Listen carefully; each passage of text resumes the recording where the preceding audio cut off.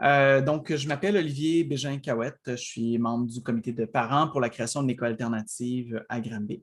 Et je vous présente ma collègue. Faut-tu te présenter? Oui, OK. Bonjour, moi c'est Evelyne Lebeau. Je suis parent fondateur pour l'école alternative depuis maintenant 6 ans. Donc, voilà. Je te laisse continuer, Olivier. Parfait.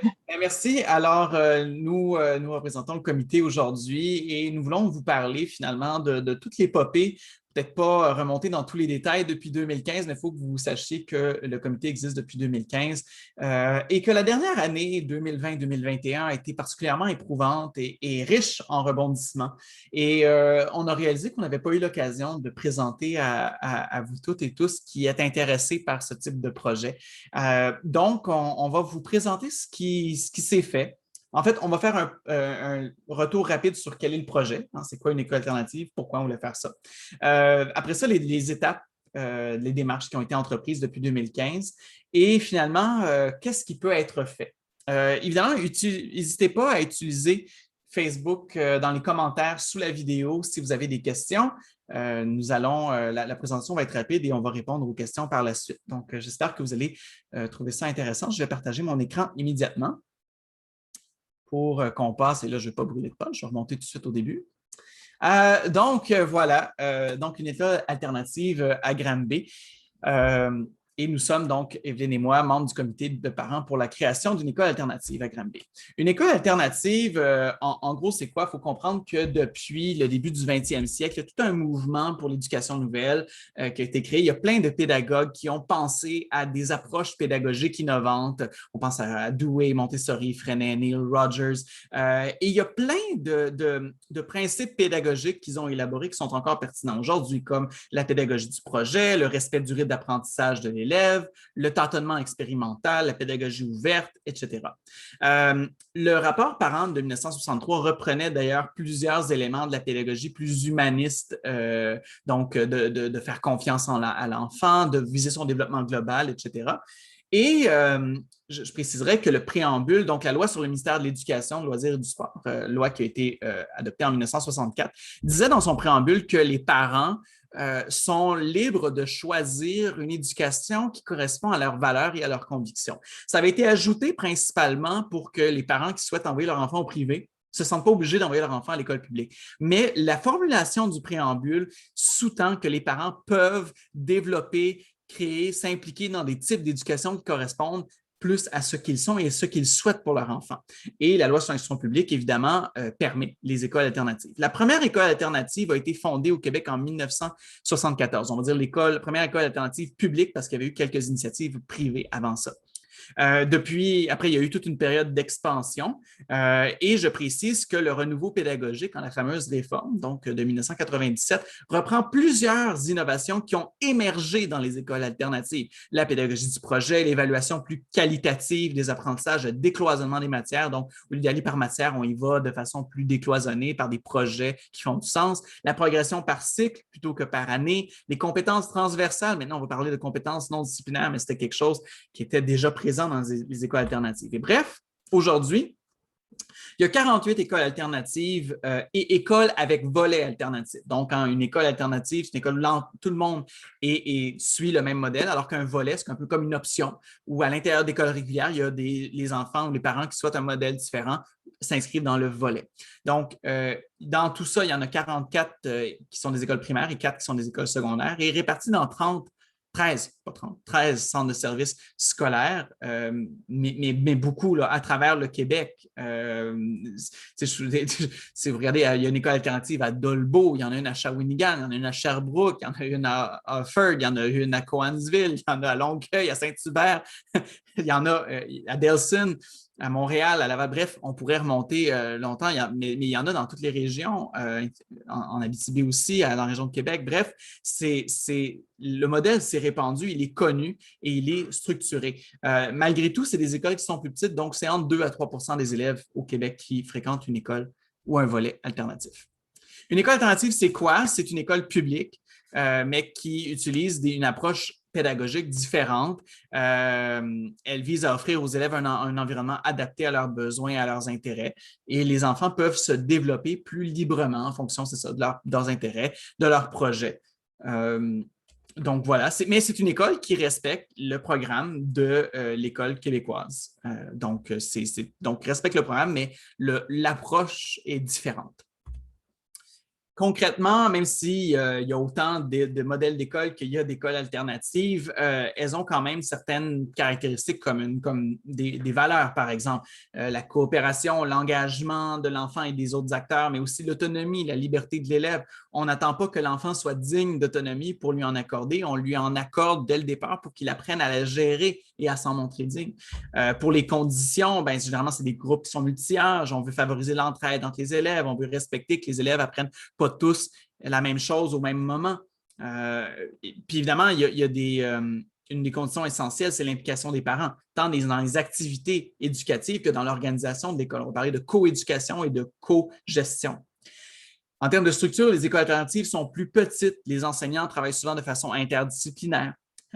Et pour ce qui est des pratiques, bien, il y en a plusieurs, mais le projet personnel, par exemple, qui permet à l'élève de réaliser des apprentissages requis tout en faisant un projet qui fait du sens pour lui, c'est un des éléments importants. Une évaluation qui est généralement centrée plus sur le processus que sur la note. Donc, on ne s'intéresse pas vraiment à la note que l'élève a eue, on veut plutôt savoir s'il a appris. Donc, on regarde son apprentissage de processus. Et ça permet tout ça à l'élève de développer des habiletés qu'on va appeler métacognitives, qui lui permettent de réguler son propre apprentissage. Par exemple, on lui demande à l'élève de s'évaluer lui-même. Qu'est-ce qu'il aurait pu faire de mieux? Qu'est-ce qu'il a fait de bien? Qu'est-ce qu'il pourrait faire à l'avenir? Qu'est-ce qu'il a trouvé plus difficile? Qu'est-ce qui a permis de surmonter les difficultés? Donc, il apprend à gérer son apprentissage par lui-même. C'était ça, finalement, le projet d'école alternative publique à Granby. Et c'est encore ça. Aujourd'hui. Il y a un référentiel qui a été créé et on mettra l'accès sur la page au référentiel en format PDF. Qui a été créé, qui a été adapté, modifié, amélioré et qui est en processus continuel en fonction des parents qui s'impliquent à différentes étapes du projet. Donc, parlons maintenant des démarches. D'abord, il faut noter que notre comité s'est formé en 2015 et une chance qu'Evelyne est avec moi, c'est la mémoire institutionnelle de notre comité parce qu'elle est là depuis le début. Moi, je n'y suis pas depuis le début. Et juste pour vous donner une petite idée, en 2015, il y avait 36 écoles alternatives au Québec. Aujourd'hui, il y en a 48.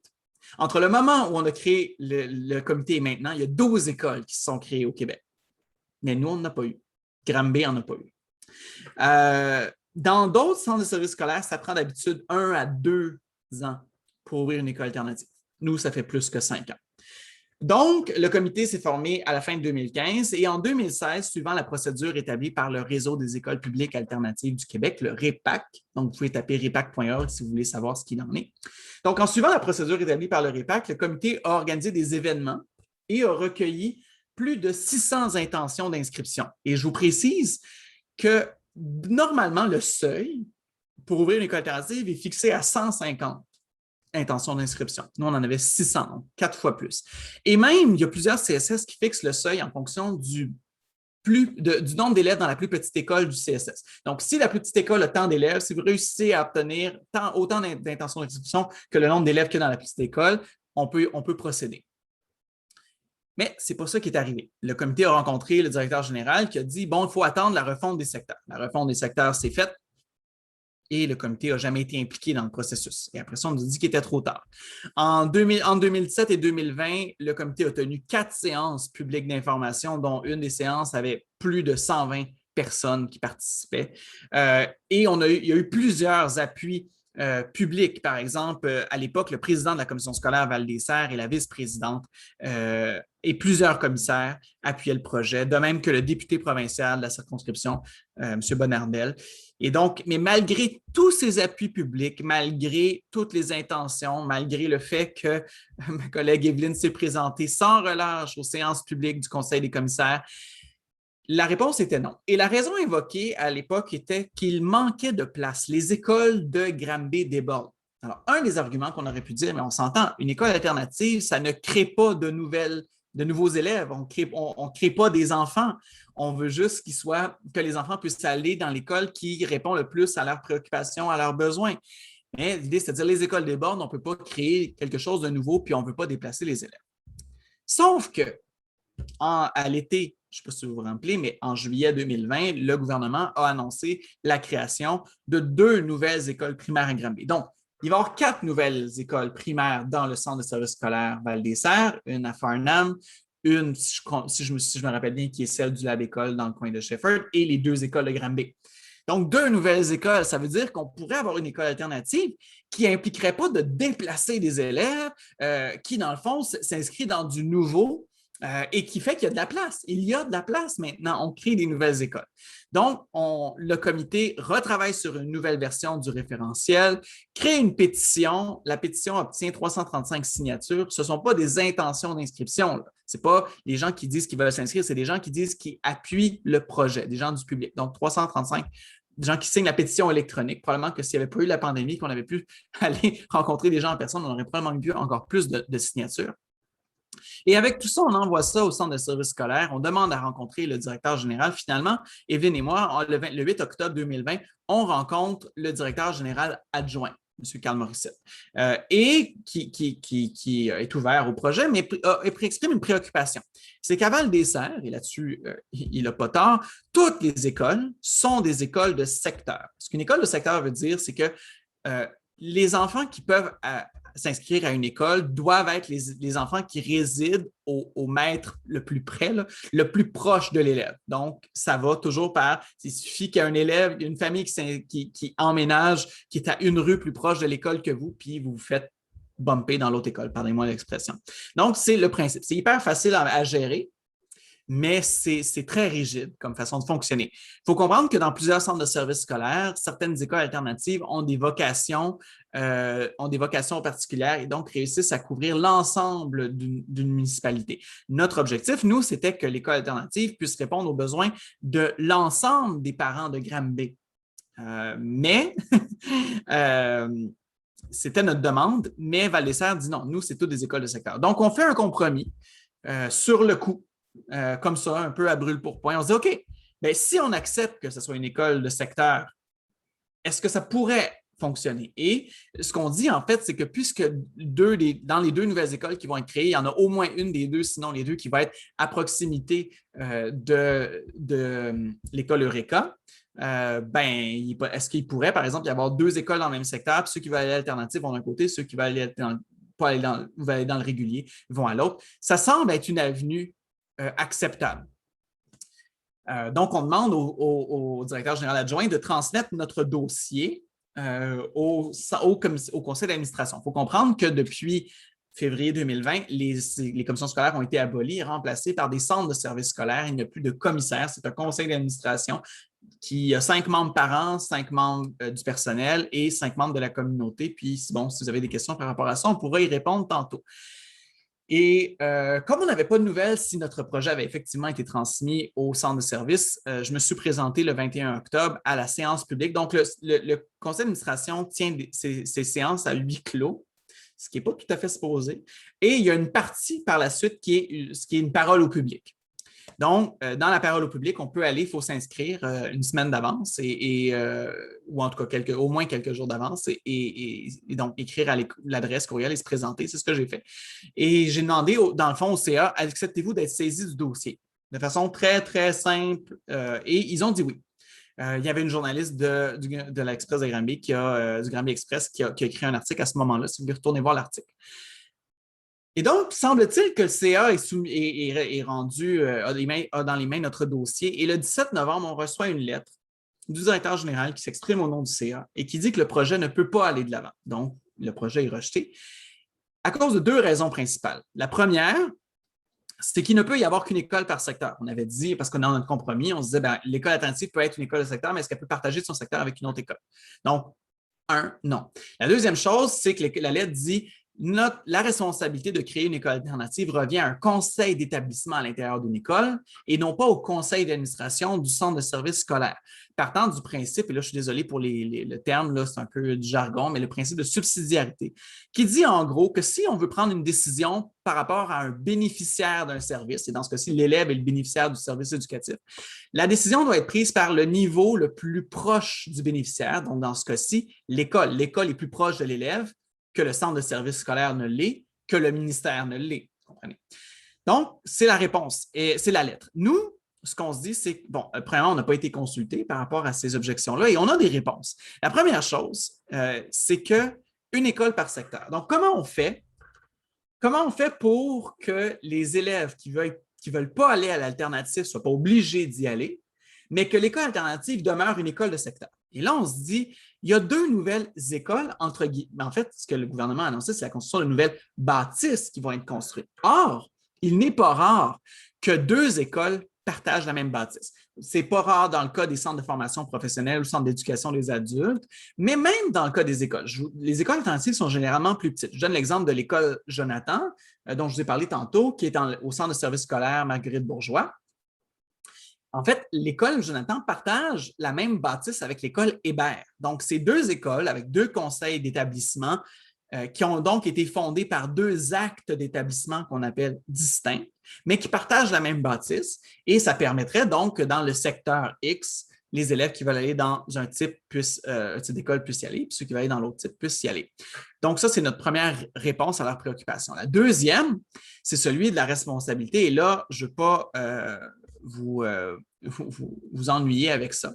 Mais vous pouvez aller voir, juste taper sur Google Loi sur l'instruction publique. Vous pouvez aller voir les articles 39-222. En gros, le principe de subsidiarité est vrai lorsque l'école existe. Mais dans le cas où l'école n'a pas été créée encore, il n'y a pas d'école encore puisqu'elles vont être construites et devraient ouvrir pour septembre 2022. Donc, lorsqu'il n'y a pas d'école, la responsabilité incombe au niveau suivant qui est le plus proche. Et dans ce cas-ci, le centre de service scolaire. Et le centre de service scolaire, il est pertinent de faire appel au CSS parce que, quand je vous ai dit tantôt que pour créer deux écoles dans la même bâtisse, il faut un acte d'établissement. Bien, l'acte d'établissement, c'est le centre de service scolaire qui le crée. Si le centre de service scolaire décide pas de créer deux actes d'établissement, donc deux établissements différents dans la même bâtisse, ça ne fonctionnera pas. Donc, ça, c'est l'article 39. L'article 222, c'est que c'est le centre de service scolaire qui doit approuver les projets éducatifs qui dérogent au programme régulier d'une façon ou d'une autre.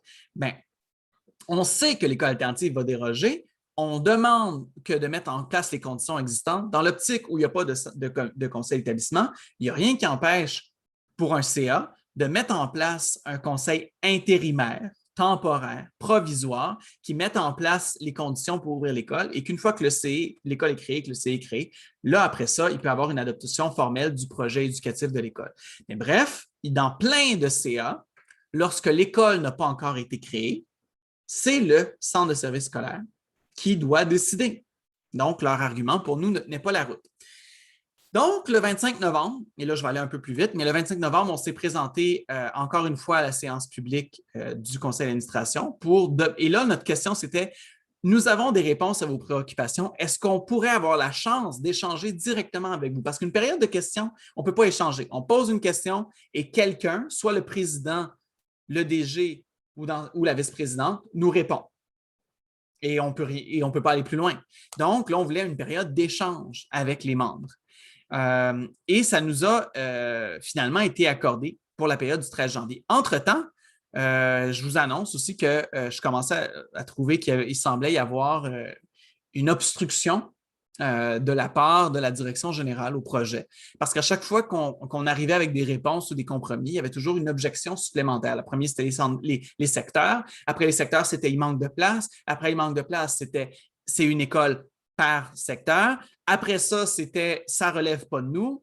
Je commençais à trouver que c'était exagéré, cette façon de procéder. Donc, j'ai écrit une lettre. Il n'y a pas eu de réponse, mais il y a une lettre qui a été envoyée carrément au cabinet du ministre de l'Éducation.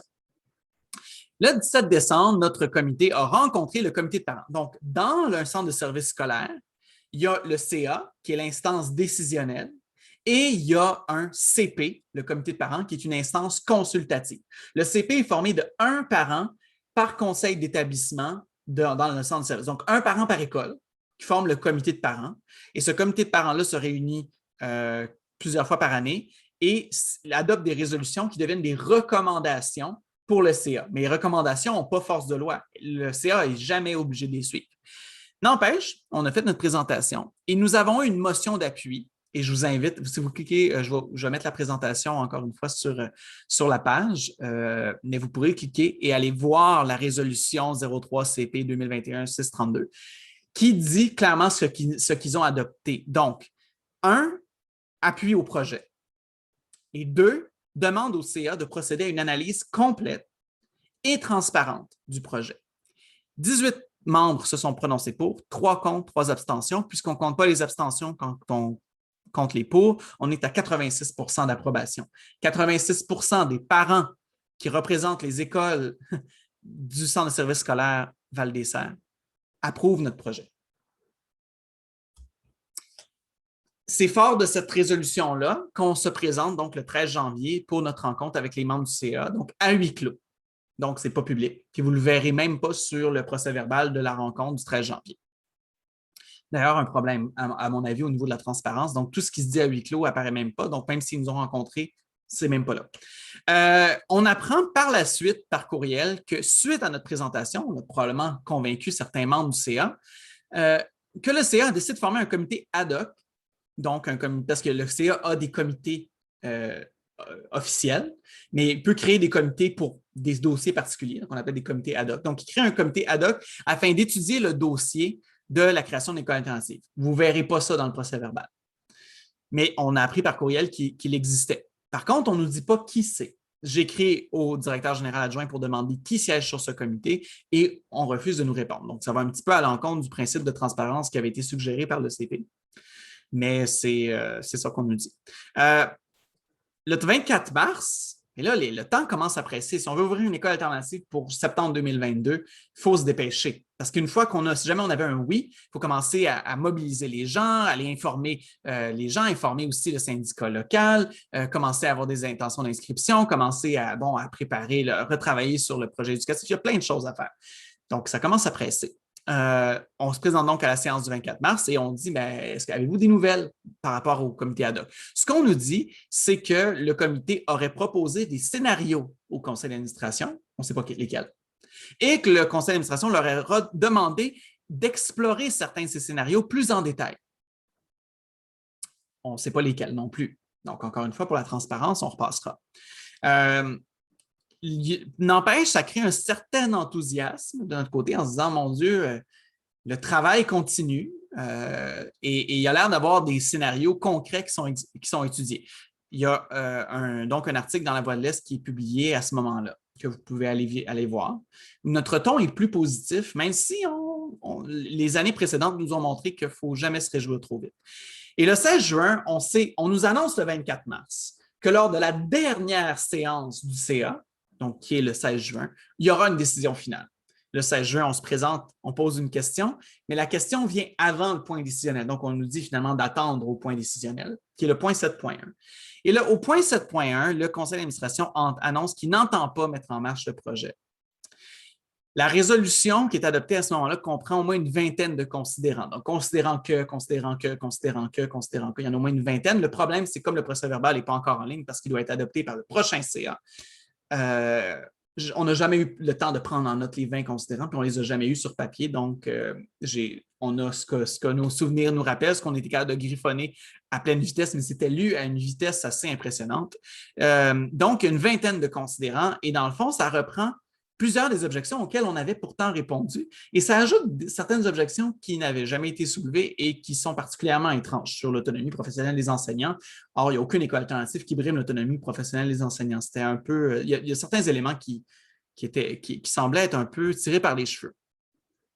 Et donc, on apprend en même temps que le comité ad hoc aurait demandé au conseil d'établissement d'une école primaire de Granby, bon, on ne sait pas laquelle, s'ils acceptaient de devenir une école alternative ou de créer un volet, ils n'ont jamais dit lequel des deux, et que le CE aurait voté contre. On s'en doute. C'est très rare qu'une école va dire comme ça, surtout si ça vient de l'extérieur. Ah oui, nous, on veut devenir alternatif. Non, si des gens de l'interne, une mobilisation interne, ça peut arriver, mais évidemment que c'était contre. Et de toute façon, ce n'était pas notre objectif. Notre objectif, c'était de créer une école alternative à l'intérieur des nouvelles bâtisses qui allaient être créées dans un secteur de Granby. Donc, on a été extrêmement déçus et il y a 2 articles de journaux qui sont parus à ce moment-là.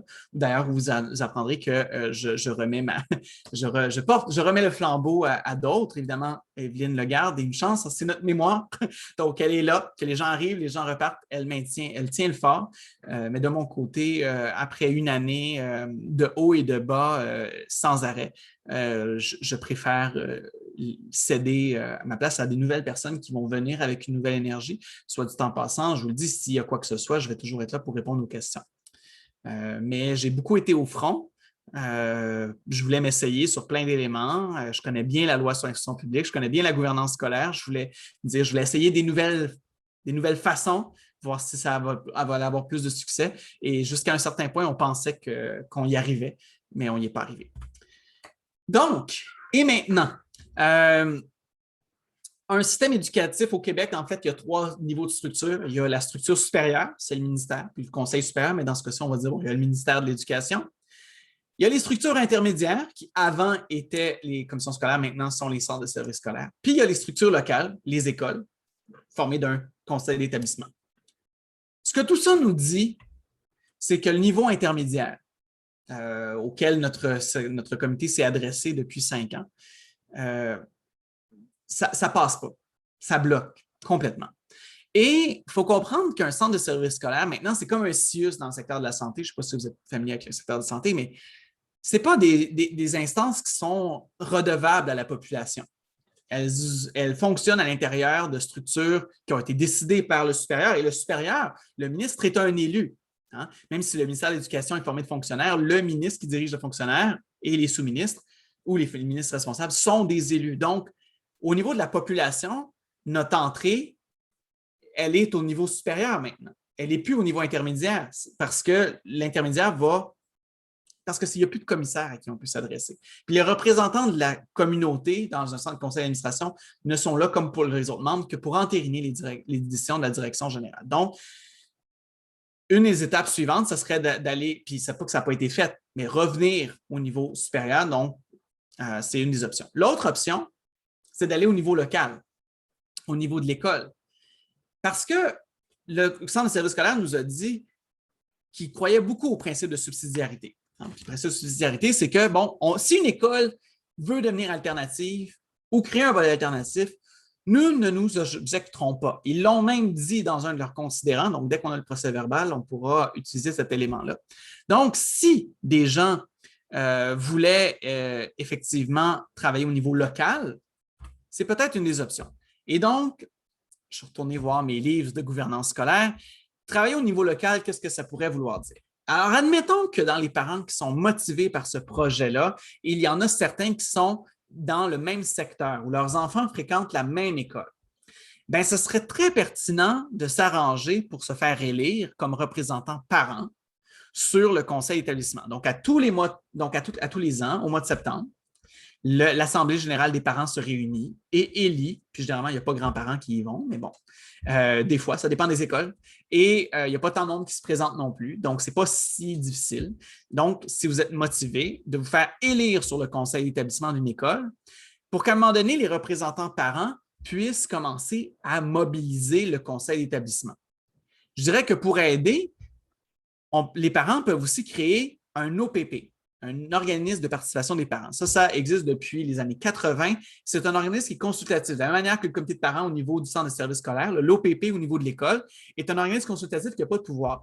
Mais il est là pour mobiliser les parents. Et si vous aviez un OPP qui était très en faveur d'un milieu alternatif, l'OPP serait très bien placé pour mobiliser les parents et commencer à dire au conseil d'établissement que ça serait vraiment pertinent de proposer un projet éducatif ou un volet. Donc, 2 options. Une fois que le CE est assez mobilisé, ça peut prendre plus qu'une année, là, hein, mais quand même. Ça fait 5 ans que le comité travaille. Là, fait qu'à un moment donné, tout peut être essayé. Donc, une des possibilités que le CE peut faire, c'est de modifier son projet éducatif pour que l'école devienne une école alternative. Ça, c'est selon l'article 222 de la LIP, donc le projet éducatif alternatif. Et une fois que ça c'est fait, envoyez ça au CA et le CA, techniquement, ne devrait pas pouvoir s'objecter. Soit dit en passant, c'est ce qui est arrivé avec l'école Curéa-Petit à Cowansville. L'école, par contre, était menacée de fermeture. Il y avait plusieurs problèmes. Ils ont proposé de devenir une école alternative. Ils en ont fait un projet éducatif et ça a passé. L'autre option, c'est si vous réussissez à convaincre certains membres aussi, mais qu'il y en a certains qui disent oui, mais là, on ne veut pas que tous les enfants soient obligés d'aller à l'alternative. Soit dit en passant, l'école Curéa-Petit qui est à Cowansville, qui est devenue alternative, il y a une liste d'attente à chaque année et le monde se bat pour déménager le plus proche possible de l'école pour pouvoir s'inscrire. Fait que de se dire, oh, mais si les parents ne veulent pas, en général, les parents, ils veulent. Donc, mais l'autre option, c'est de créer un volet alternatif. Le volet alternatif, comme je l'ai dit au début, c'est que l'école reste régulière, mais certes, les enfants qui souhaitent un modèle différent peuvent s'inscrire au volet alternatif à l'intérieur de l'école, puis opérer selon une pédagogie différente. Il y a quand même c'est moins stable parce que les CI sont généralement en majorité du régulier. Fait que s'il arrive quelque chose, le volet peut sauter. Malgré tout, il y a quand même des volets qui fonctionnent, que ce soit à Montréal ou dans les Laurentides, tout ça. Bref, il y a plusieurs volets alternatifs, donc ça peut fonctionner quand même. Et au niveau supérieur, je rappellerai qu'il y a des élections provinciales qui s'en viennent à l'automne 2022. Et donc, organiser des manifestations. Il faut juste que les manifestations soient dirigées au bon endroit. Dans le sens qu'une manifestation dirigée devant, par exemple, le CSS à Granby, ça ne donne pas grand-chose. Ils n'ont rien à dire, ils n'ont pas à être redevables à la population. Donc, si c'est des manifestations, ce serait plus soit au niveau du député provincial, qui est M. Bonardel, qui est ministre, soit dit en passant, à la CAQ, qui est ministre des Transports, ou ou devant le bureau du ministre de l'Éducation, par exemple, Jean-François Roberge.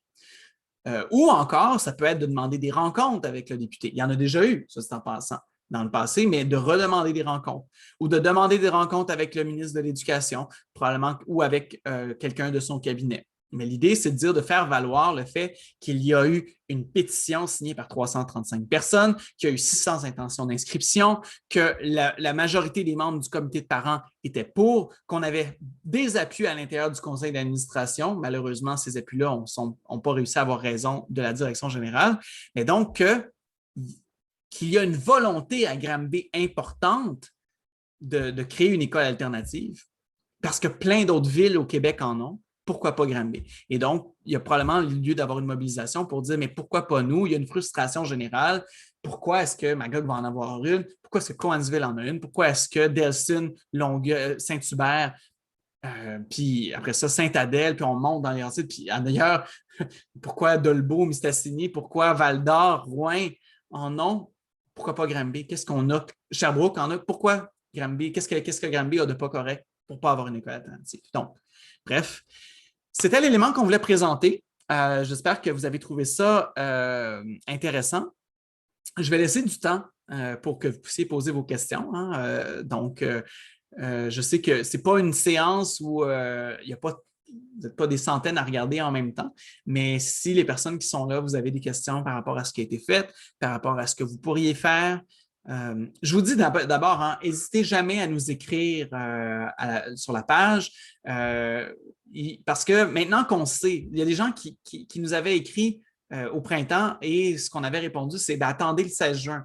Parce que si la réponse avait été oui, ben là, le genre d'implication dont on aurait eu besoin aurait été complètement différente. Il aurait fallu faire du porte-à-porte, parler aux parents du secteur où il allait avoir l'école. Il y aurait plein de choses à organiser. Là, c'est différent. Là, c'est de la mobilisation au niveau local puis au niveau supérieur. Donc, mais si ça vous intéresse, le comité a besoin d'énergie, a besoin de flamme, a besoin de sang nouveau. Et donc, si vous le voulez, vous pouvez nous poser des questions. C'est intéressant par rapport, donc, on a une question, Mme Ève, pour le CIUS, effectivement, donc, oui, une bureaucratie. En fait, c'est que dans le cas des centres de services scolaires, on a conservé, dans le fond, la bureaucratie administrative qui était là. Dans le fond, ce qu'on a enlevé, c'est les élections scolaires. Donc, et les commissaires. Mais effectivement, ça reste assez lourd. Pour ce qui est des écoles de secteur, est-ce qu'elles sont toujours contingentées? Oui et non. Dans ce sens que les écoles alternatives ont différentes façons de procéder et les règles d'admission se font toujours en collaboration avec le centre de service scolaire. Le centre de service scolaire Val-des-Serres étant très, très strict sur la question des écoles de secteur. Par exemple, je donne l'exemple de Curie-Petit. Le seul critère, c'est la distance géographique de l'école où vous résidez lorsque vous faites la demande d'admission. Et donc, puisqu'il y a généralement plus de demandes, dans le fond, c'est que vous dites au centre de service scolaire, moi, je vais aller à cette école-là, puis là, il y a plus de demandes. Le centre de service regarde qui est les plus proches, écrit aux parents qui sont les plus loin, puis ils disent, la deuxième école la plus proche est la suivante, donc on vous envoie à l'autre. C'est un peu comment ça. Mais ce n'est pas comme ça que ça fonctionne partout. Il y a des écoles qui vont dire, tout d'abord, on donne une priorité aux enfants de notre secteur, mais on veut que toutes les personnes admises aient participé à une rencontre d'information. Ça, c'est assez standard dans la plupart des écoles du Québec, alternatives du Québec. Donc, les parents doivent, donc souvent, l'automne précédant la demande, donc doivent participer à une séance d'information pour qu'ils comprennent bien dans quoi ils s'embarquent. Il y a quand même une implication parentale exigée. Et par la suite, lorsqu'ils ont participé, ils doivent remplir un formulaire. Le formulaire qui décrit leur motivation, comment ils voient ça, comment ils voudraient s'impliquer. Soit dit en passant, même s'il y a plus de demandes que de places disponibles, les écoles alternatives ne croient pas aux notes et il n'y a jamais de sélection basée, que ce soit sur les résultats ou sur les performances académiques ou peu importe, ou de tests d'admission. Il n'y a jamais de tests d'admission. Et il n'y a jamais non plus, puisqu'elles sont publiques, de considérations financières. C'est toujours, les parents doivent remplir un formulaire, doivent participer à une rencontre, doivent remplir un formulaire. Et par la suite, une fois que c'est tout ça, on prend tous les formulaires et là, on fait une pige, souvent. Et on fait une pige avec tous les élèves du secteur. Puis là, si on ne remplit pas nos places au complet, puis il y a encore de la place, là, on va à les élèves du centre de service scolaire, mais qui ne sont pas dans le secteur. Puis là, s'il y a encore de la place, on va aux élèves d'un autre centre de service scolaire à Montréal, puisqu'il y a 4 centres de service scolaire sur l'île de Montréal, c'est assez fréquent. Donc, c'est un peu comme ça que ça peut fonctionner. Mais oui, dans toutes les écoles alternatives, il y a presque toujours plus de demandes que de places disponibles. Mais dans le cas de Granby, on vous montre à quel point il y a une grosse demande, mais il n'y a même pas de place disponible, il y a 0 école. Est-ce que, Evelyne, tu voudrais me rapporter une des questions suivantes ou tu veux que je continue? Dis-moi comment tu veux fonctionner. Il faut juste ouvrir le micro. Oui, je peux te... Oui, on ne t'a pas assez entendu. Ici, j'ai un commentaire de Geneviève Payette, très intéressant, mais très frustrant. Difficile de comprendre cette bureaucratie et politique cachée, effectivement. On est aussi fâchés que vous. C'est difficile à comprendre. C'est presque inexplicable, dans ce sens que, de manière générale, comme je l'avais dit au début, ça prend 1 à 2 années pour créer une école alternative. Ça fait plus de 5 ans.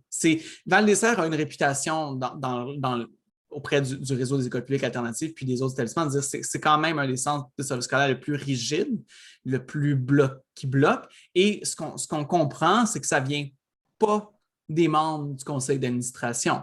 Donc, ça vient plus des décisions administratives, probablement de la direction générale. Donc, qui, malgré le fait qu'il y a un CA, il faut comprendre que les membres du CA se font dire que leur rôle, ils ne sont pas des représentants. Par exemple, les membres parents du CA, ce n'est pas des représentants des parents auprès du CA. Ce sont des membres qui ont été nommés parce qu'ils sont parents, mais qui ne doivent pas représenter leur constitution de la même façon que ceux qui représentent la société n'ont pas à rendre de compte à la société. Puis ceux des personnels scolaires, c'est un peu plus délicat, ça dépend comment ils sont choisis, mais eux autres non plus. Donc, les membres du CA nous l'ont dit quand on leur a parlé. Nous, notre rôle, c'est de s'assurer que les décisions sont prises dans les règles. Le problème, c'est qu'une mauvaise décision peut être prise dans les règles. Et c'est ce qui s'est passé. Donc, c'est fâchant et ça nous oblige à... Il y a une porte qui s'est fermée, ça limite les options, mais ça ne veut pas dire que toutes les options sont fermées. Il reste encore des voies d'accès pour y arriver. J'ai aussi un commentaire. Si c'est possible d'enlever le PowerPoint pour mieux voir Oui, bien sûr. J'arrête mon partage. Voilà, bonjour. Et puis, j'ai ici Michel Pelletier qui demande, si je comprends bien, sans commissaire, cela veut dire impossible de contester la décision prise en juin. Il faudrait recommencer. Oui, OK. Je comprends ce que vous voulez dire. Il n'y a pas de commissaire. On peut... Or, comment et qui peut représenter les besoins des parents? Oui, c'est ça. OK. Non, la décision ne peut pas, la décision ne peut pas être contestée en ce sens qu'elle a été prise dans les règles. Le centre de service scolaire va dire, si on contestait, si quelqu'un avait l'argent de s'en aller dans une bataille judiciaire, ils ont respecté leurs droits. On leur a fait une demande. Le comité de parents leur a fait une recommandation qui n'est pas obligatoire, là, je suis désolé, il y a un terme, contraignante, de nous accorder un processus complet et transparent.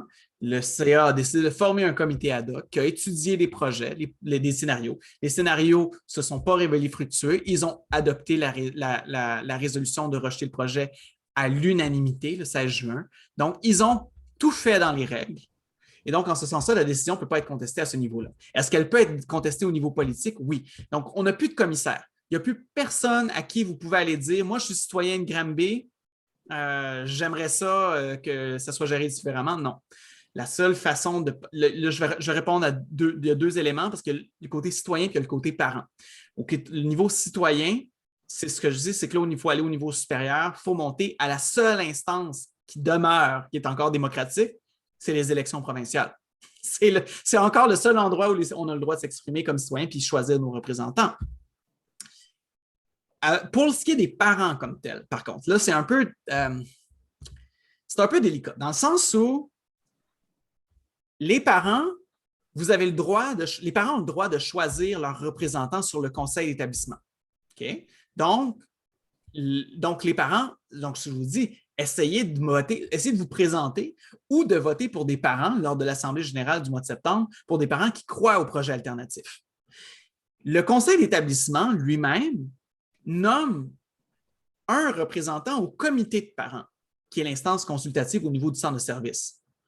Et ce comité de parents-là n'a pas de pouvoir, mais c'est lui qui choisit les 5 représentants qui vont être sur le CA.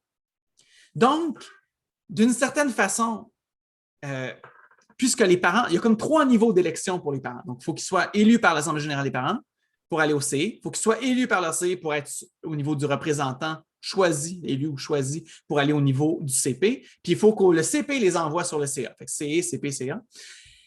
Ce que ça veut dire, c'est qu'il y a des parents là-dedans qui ne sont pas redevables une fois rendus, mais moi, je serais mal à l'aise, en tout cas, comme membre parent d'un CA, de se dire, mon Dieu, le CP, le comité des parents, était derrière ce projet-là, poussait pour ce projet-là.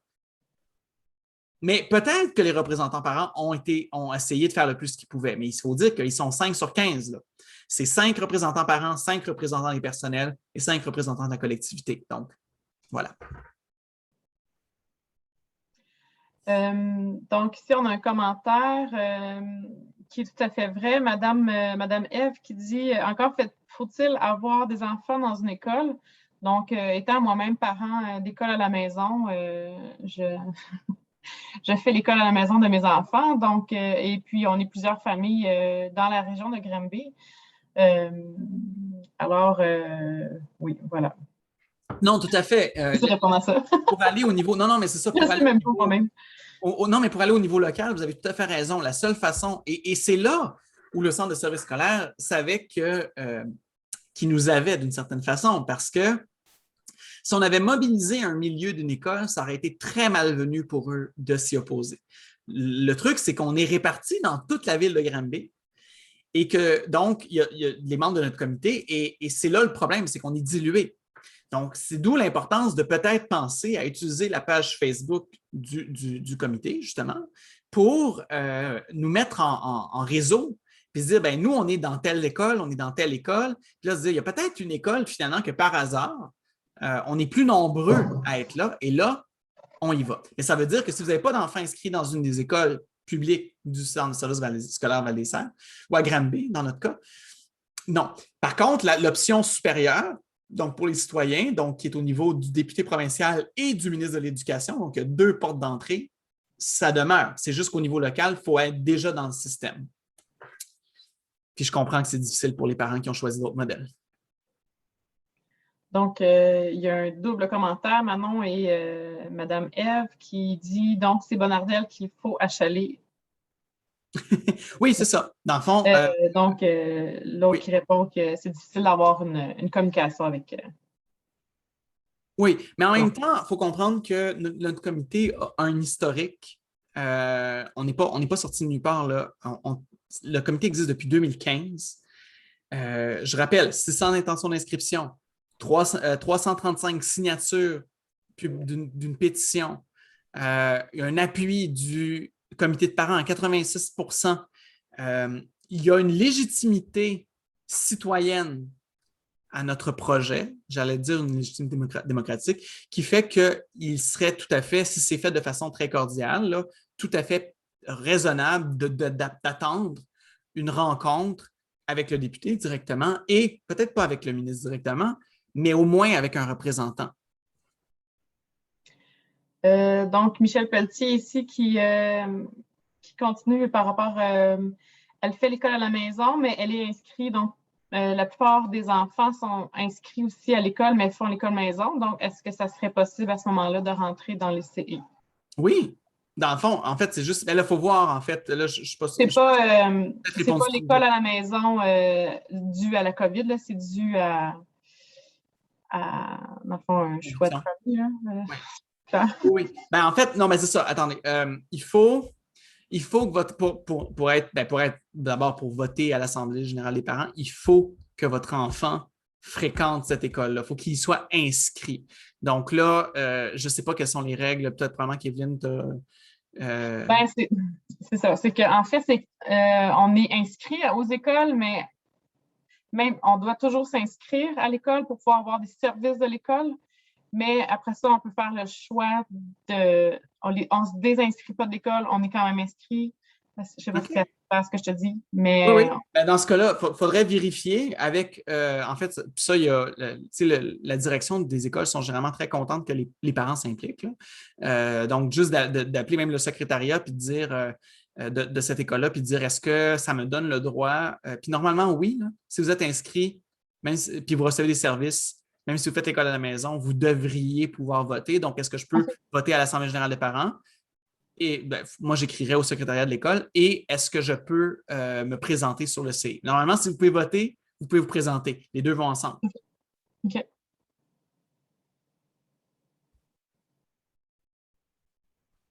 Est-ce que quelqu'un a d'autres questions?